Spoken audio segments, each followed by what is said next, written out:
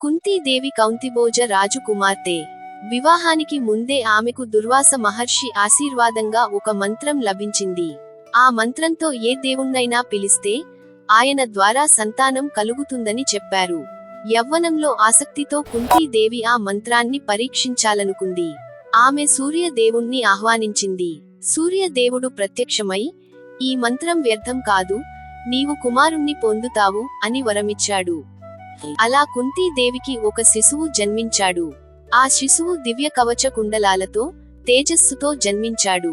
కాని వివాహానికి ముందు పుట్టిన బిడ్డ కావడంతో లోకనింద భయంతో కుంతీదేవి తీవ్ర దుఃఖంలో పడింది. ఆమె ఆ శిశువును ఒక పెట్టెలో ఉంచి గంగా నదిలో విడిచిపెట్టింది. ఆ శిశువు ప్రవాహంలో కొట్టుకుపోతూ అధిరథుడు అనే రథసారథి చేతికి చిక్కాడు. అతని భార్య రాధ ఆ శిశువును తన కుమారుడిగా పెంచింది. రథసారథి ఇంట్లో పెరిగినా ఆ బాలుడు అసాధారణ వీరత్వం, దానం, ధైర్యంతో ఎదిగాడు. సూర్యదేవుని కుమారుడైనందున అతనికి కర్ణుడు అనే పేరు వచ్చింది. అతడు తర్వాత మహాభారత యుద్ధంలో గొప్ప వీరుడిగా ప్రసిద్ధి చెందాడు. కర్ణుడు దానవీరుడు, ధర్మాన్ని గౌరవించిన మహానుభావుడు.